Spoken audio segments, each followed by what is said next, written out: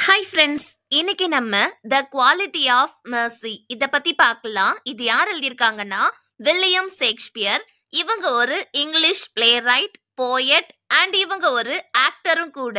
William ஷேக்ஸ்பியரை the bard of ஏவான்னு சொல்வாங்க. William Shakespeare 39 plays, 154 sonnets and 2 long narrative poems எழுதியிருக்காங்க. வில்லியம் ஷேக்ஸ்பியருடைய ஃபேமஸ் ஒர்க்ஸ் என்னெல்லாம்னா Hamlet, Macbeth, Romeo and Juliet, the merchant of Venice, as you like it and so on. இதுல the merchant of Venice நாடகத்துல act 4 scene 1ல Portia அப்படிங்கிற character பேசின ஸ்பீச்சை தான் த குவாலிட்டி ஆஃப் மெர்சின்னு டைட்டில் போட்டு நம்ம சிலபஸ்ல கொடுத்திருக்காங்க. இப்ப நம்ம போர்ஷா டெலிவர் பண்ண அந்த ஃபேமஸான ஸ்பீச் த குவாலிட்டி ஆஃப் மெர்சிய பாக்குறதுக்கு முன்னாடி த மர்ச்சன்ட் ஆஃப் வெனிஸ் நாடகத்தை ரொம்ப ஷார்ட்டா பாத்திரலாம். அப்பந்தான் போர்ஷா எதுக்காக இந்த ஸ்பீச்சை கொடுத்தாங்கன்னு தெரியும். சோ மர்ச்சன்ட் அப்படின்னா வணிகர், வியாபாரி. வெனிஸ் அப்படிங்கிறது ஒரு சிட்டி, நகரம். இப்போ வெனிஸ் நகரத்துல வாழ்ற அந்த மர்ச்சன்ட், அந்த வியாபாரி யாருன்னு பார்த்தா ஆண்டோனியோ. ஆண்டோனியோ என்ன பிசினஸ் பண்றாங்கன்னா, இந்த கப்பல்கள்ல குட்ஸை ஏத்தி ஒரு இடத்துல இருந்து இன்னொரு இடத்துக்கு அனுப்பி அந்த குட்ஸை சேல்ஸ் பண்ணுவாங்கல்ல, அந்த சீ ட்ரேடு தான் ஆண்டோனியோ பண்ணிக்கிட்டு இருக்காங்க. ஆண்டோனியோ ஒரு பணக்கார வியாபாரி. ஆனா இப்போ ஆண்டோனியோ கிட்ட சுத்தமா மணி கிடையாது. ஏன்னா ஆண்டோனியோ அவங்களுடைய மொத்த பணத்தையும் அவங்களுடைய பிசினஸ்ல இன்வெஸ்ட் பண்ணிட்டாங்க. இப்போ கடலுக்கு போன கப்பல்கள் சேஃபா கரைக்கு வந்து சேர்ந்தாதான் ஆண்டோனியோக்கு மணி கிடைக்கும். இப்போ ஆண்டோனியோ கிட்ட மணி இல்ல. நெக்ஸ்ட் கேரக்டர் பெசானியோ, நம்ம ஆண்டோனியோடைய பெஸ்ட் ஃப்ரெண்டு. பெசானியோ ஒரு பணக்கார ஃபேமிலியை சேர்ந்தவங்க தான். ஆனா பெசானியோ தேவையில்லாம பணத்தை செலவு பண்ணி இப்போ ரொம்ப புவரா இருக்கிறாங்க. பெசானியோக்கு நிறைய கடன் இருக்குது. பெசானியோ போர்ஷாவை லவ் பண்றாங்க. போர்ஷாவை மேரேஜ் பண்ணிக்கிடணும்னு ஆசைப்படுறாங்க. இந்த போர்ஷா பெல்மோண்ட்ல வாழ்ந்துட்டு வர்ற ஒரு ஸ்மார்ட் லேடி. போர்ஷா பணக்கார ஃபேமிலியை சேர்ந்தவங்க. இப்போ பெசானியோ போர்ஷாவை மேரேஜ் பண்ணிக்கிடணும்னா பெசானியோ வெனிஸ்ல இருந்து பெல்மோண்ட்டுக்கு டிராவல் பண்ணி போகணும். அங்க போர்ஷா ஃபேமிலி மெம்பர்ஸ் முன்னாடி பெசானியோ அவங்கள ரிச் மாதிரி காமிச்சுக்கிடணும். போர்ஷாக்கு ஏத்த ஒர்த்தான சூட்டபிளான பையன் நான் தான் அப்படின்னு பெசானியோ போர்ஷா ஃபேமிலி மெம்பர்ஸ் முன்னாடி காமிச்சுக்கிடுறதுக்கு பெசானியோக்கு மணி தேவைப்படுது. சோ பெசானியோ அவங்களுடைய பெஸ்ட் ஃப்ரெண்ட் ஆண்டோனியோ கிட்ட உதவி கேக்குறாங்க. ஆண்டோனியோ அவங்களுடைய மொத்த பணத்தையும் பிசினஸ்ல இன்வெஸ்ட் பண்ணனால இப்போ ஆண்டோனியோ கிட்ட மணி இல்ல. சோ ஆண்டோனியோ ஷைலாக் கிட்ட கடன் வாங்கலான்னு டிசைட் பண்ணிட்டாங்க. இந்த ஷைலாக் யாருன்னா ஒரு ஜூயிஷ் மணி லெண்டர். ஜூ அப்படின்னா யூதர், மணி லெண்டர் அப்படின்னா வட்டிக்கு பணம் கொடுத்து சம்பாதிக்கிறவங்க. இந்த ஷைலாக் ரொம்ப மோசமானவரு. யாராச்சும் ஷைலாக் கிட்ட பண தேவை இருக்குதுன்னு வந்தாங்கன்னா ஷைலாக் அவங்களுக்கு பணம் கொடுப்பாங்க. கூடவே அளவுக்கு அதிகமான வட்டியும் அவங்க கிட்ட இருந்து வசூலிப்பாங்க. நம்ம ஆண்டோனியோ ஷைலாக்கு அப்படியே ஆப்போசிட். ஆண்டோனியோ ரொம்ப கைண்டானவங்க. ஆண்டோனியோவை பொறுத்த வரைக்கும் வட்டிக்கு காசு கொடுத்து சம்பாதிக்கிறது ரொம்ப மோசமான பொழப்பு.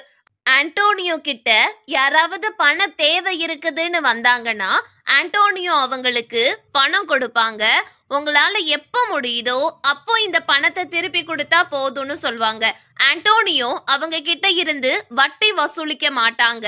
ஆனா ஷைலாக் ஆண்டோனியோக்கு அப்படியே ஆப்போசிட், அளவுக்கு அதிகமான வட்டி வசூலிப்பாங்க.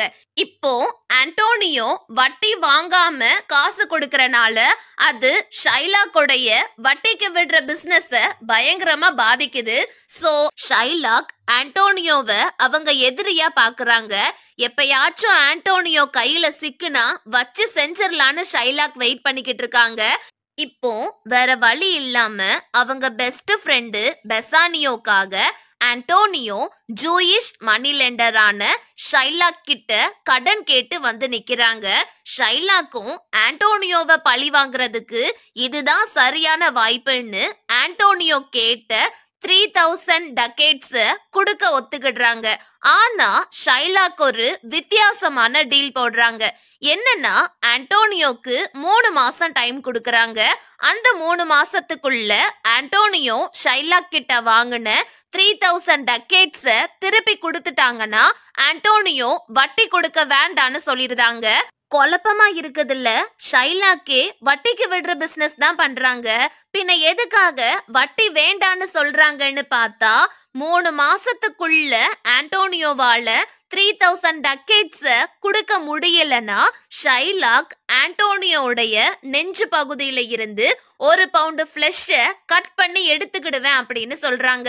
1 பவுண்ட் அப்படிங்கிறது 1 கிலோகிராமுக்கு கொஞ்சம் கம்மி.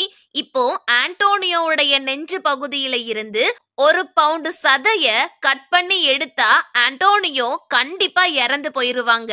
சோ ஷைலாக் அவங்க எதிரி ஆண்டோனியோ கதைய முடிக்கிறதுக்காக தான் இந்த வித்தியாசமான டீல் போடுறாங்க. ஆண்டோனியோ இத விளையாட்டுத்தனமா எடுத்துக்கிடுறாங்க.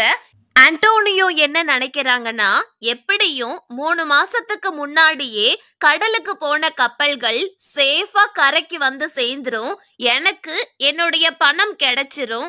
அதுக்கப்புறம் 3 மாசத்துக்கு முன்னாடியே ஷைலாக் கிட்ட வாங்கின 3000 டக்கேட்ஸ் திருப்பி கொடுத்துடலான்னு ஆண்டோனியோ பயங்கர நம்பிக்கையோட இருக்கிறாங்க. சோ ஆண்டோனியோ அந்த பாண்டுல சைன் பண்ணி கொடுத்துருந்தாங்க. பாண்ட் அப்படின்னா பத்திரம், இதுக்கு நான் சம்மதிக்கிறேன் அப்படின்னு கையெழுத்து போட்டு கொடுப்போம்ல, அதுதான். இப்போ ஆண்டோனியோ கையெழுத்து போட்டு கொடுத்த அந்த பத்திரத்துல என்ன எழுதி இருக்குதுன்னா, ஆண்டோனியோ என்கிட்ட 3000 டக்கேட்ஸ் வாங்கியிருக்கான். 3 மாசத்துக்குள்ள அந்த 3000 டக்கேட்ஸ் ஆண்டோனியோ என்கிட்ட திருப்பி கொடுத்துட்டான்னா ஆண்டோனியோ எனக்கு வட்டி எதுவும் கொடுக்க வேண்டாம். சப்போஸ் ஆண்டோனியோவால 3 மாசத்துக்குள்ள 3000 டக்கேட்ஸ் கொடுக்க முடியலன்னா ஆண்டோனியோடைய நெஞ்சு பகுதியில இருந்து 1 பவுண்ட் சதைய நான் கட் பண்ணி எடுத்துக்கிடுவேன் அப்படின்னு ஷைலாக் அந்த பாண்டுல எழுதியிருக்காங்க. ஆண்டோனியோவும் அந்த பத்திரத்துல சைன் பண்ணி கொடுத்துட்டாங்க. இப்போ 3 மாசம் முடிஞ்சிடுச்சு. அன்பார்ச்சுனேட்லி கடல் வழியா வணிகம் பண்ண போன கப்பல்கள் எல்லாமே தொலைஞ்சு போயிடுச்சு. சோ ஆண்டோனியோக்கு அவங்க எதிர்பார்த்தபடி மணி கிடைக்கல. அவங்க ஷைலாக் கிட்ட வாங்கின 3000 டக்கேட்ஸையும் திருப்பி கொடுக்க முடியல. இப்போ 3 மாசம் முடிஞ்சு போயிடுச்சு. ஷைலாக் பயங்கர சந்தோஷத்தோட ஆண்டோனியோவை பழி வாங்க தயாராயிட்டாங்க. ஆண்டோனியோ சைன் பண்ணி கொடுத்த அந்த பாண்டு படி ஆண்டோனியோவுடைய நெஞ்சு பகுதியில இருந்து 1 பவுண்ட் சதைய கட் பண்ணி எடுத்தே தீருவேன்னு ஷைலாக் சொல்றாங்க. அப்படி சதைய கட் பண்ணி எடுத்தா ஆண்டோனியோ இறந்து போயிருவாங்க. சோ இந்த கேஸ் கோர்ட்டுக்கு போகுது. இந்த கேஸ வெனிஸுடைய டியூக் தான் விசாரிக்கிறாங்க. டியூக் அப்படிங்கிறவங்க அந்த பிளேஸ ரூல் பண்றவங்க. இப்போ இந்த கேஸ்ல பார்த்தோம்னா நீதி நியாயம் எல்லாமே ஷைலாக் கிட்ட தான் இருக்குது. ஆண்டோனியோ பக்கம் கேஸ் ரொம்ப வீக்கா இருக்குது. ஏன்னா ஆண்டோனியோ அந்த பாண்டுல சுய நினைவோட தான் சைன் பண்ணி கொடுத்திருக்காங்க.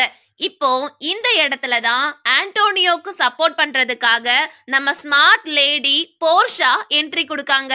போர்ஷா ஒரு மெயில் லாயர் மாதிரி வேஷம் போட்டுக்கிட்டு கோர்ட்டுக்கு வர்றாங்க. போர்ஷா கோர்ட்டுல இருக்கிறவங்க கிட்ட என் பேரு பால்தசார்னு அவங்கள இன்ட்ரோடியூஸ் பண்ணிக்கிடுறாங்க. இப்போ பால்தசார், அதாவது மெயில் லாயர் மாதிரி வேஷம் போட்டுட்டு வந்திருக்கிற நம்ம போர்ஷா ஷைலாக் கிட்ட பேசி பாக்குறாங்க. போர்ஷா என்ன சொல்றாங்கன்னா, நீதி நியாயம் எல்லாம் உங்க பக்கம் தான் இருக்குது, ஆனா ஸ்ட்ரிக்டான ஜஸ்டிஸ விட கருணை காமிக்கிறது பெட்டரானது, நீங்க கொஞ்சம் ஆண்டோனியோக்கு கருணை காமிங்க அப்படின்னு போர்ஷா ஷைலாக் கிட்ட பேசி பாக்குறாங்க. இப்போ போர்ஷா கருணைய பத்தி மர்சிய பத்தி பேசியிருப்பாங்க. அதுதான் த குவாலிட்டி ஆஃப் மர்சி அப்படின்னு டைட்டில் போட்டு நம்ம சிலபஸ்ல கொடுத்திருக்காங்க.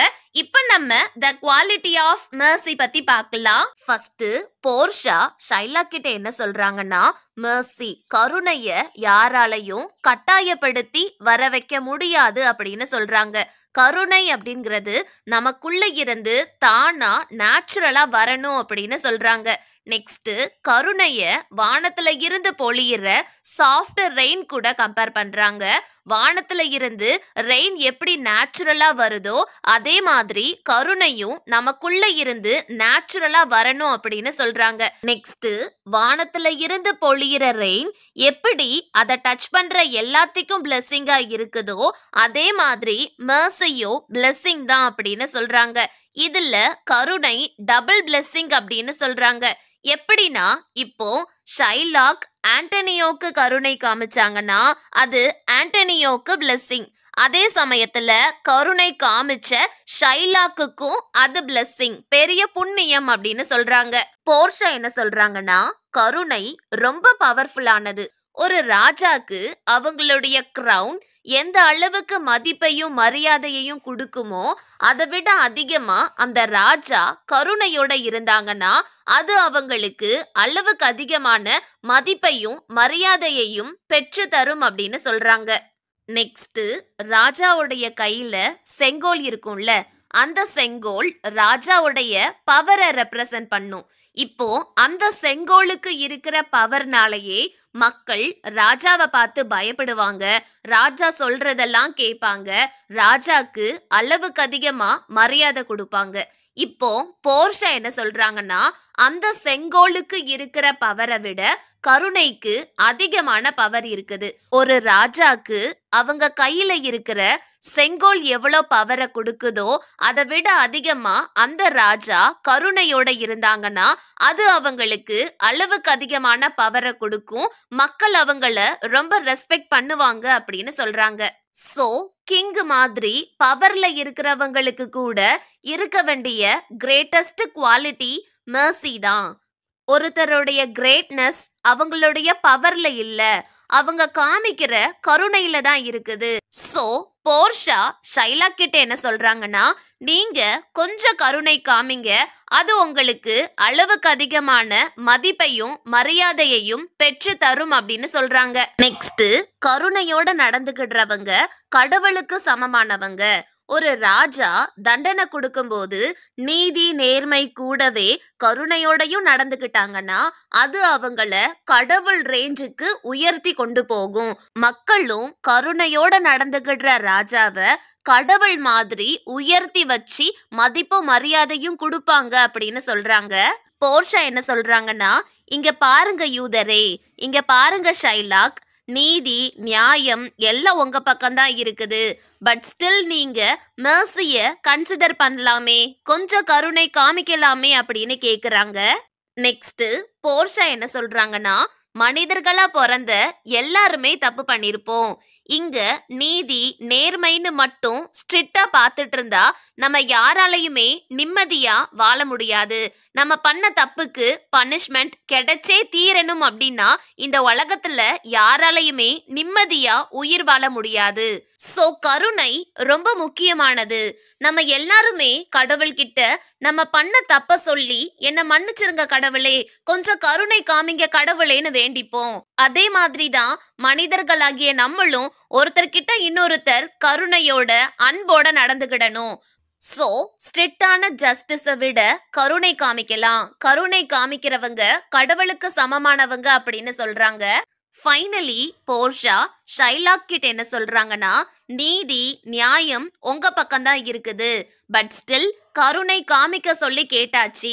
நீங்க கருணை காமிக்க முடியாது, ஸ்ட்ரிக்டான ஜஸ்டிஸை தான் எதிர்பார்க்கறீங்க அப்படின்னா கோர்ட் ஆஃப் வெனிஸ் தன்னுடைய கடமையை செய்யும். அந்த பாண்டு படி ஆண்டனியோக்கு அகெயின்ஸ்டா தீர்ப்பு வழங்கப்படும் அப்படின்னு போர்ஷா அவங்களுடைய ஸ்பீச்சை முடிக்கிறாங்க.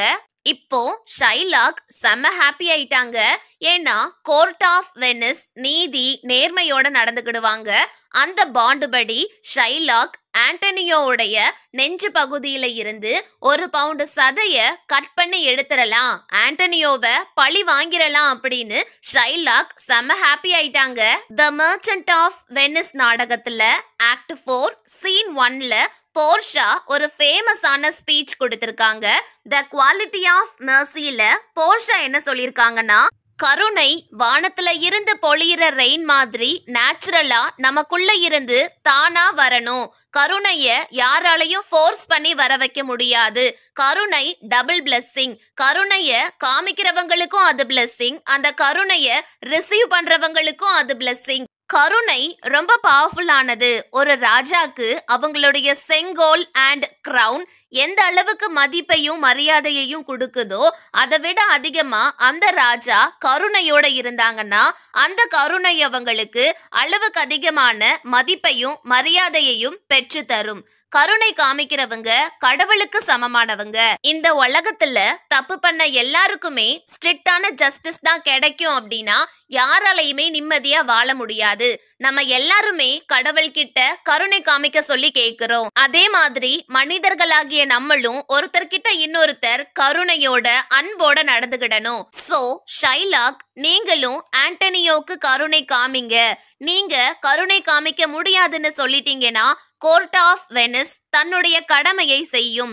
அந்த பாண்டுல நீங்க எழுதியிருக்கிறபடியே ஆண்டனியோக்கு அகெயின்ஸ்டா தீர்ப்பு வழங்கப்படும் அப்படின்னு போர்ஷா அவங்களுடைய ஸ்பீச்சை முடிக்கிறாங்க. இதோட போர்ஷா டெலிவர் பண்ண அந்த famous speech the quality of mercy முடியுது. சோ இது எல்லாத்தையுமே போர்ஷா ஒரு மேல் லாயர் மாதிரி வேஷம் போட்டுட்டு வந்துதான் பேசியிருப்பாங்க. போர்ஷா அவங்கள பால்தசார்னு இன்ட்ரோடியூஸ் பண்ணிருப்பாங்க. சரி, இப்ப நம்ம கதைக்கு வருவோம். ஷைலாக் செம ஹாப்பி ஆயிட்டாங்க. அந்த பாண்டுல இருக்கிறபடி ஆண்டனியோ நெஞ்சு பகுதியில இருந்து 1 பவுண்டு சதைய கட் பண்ணி எடுக்க ரெடி ஆயிட்டாங்க.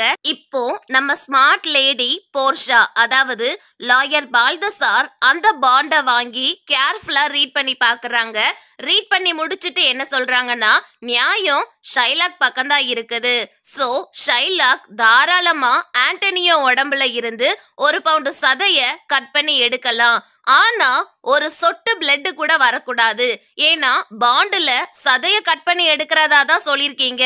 பிளட்ட பத்தி எதுவுமே மென்ஷன் பண்ணல.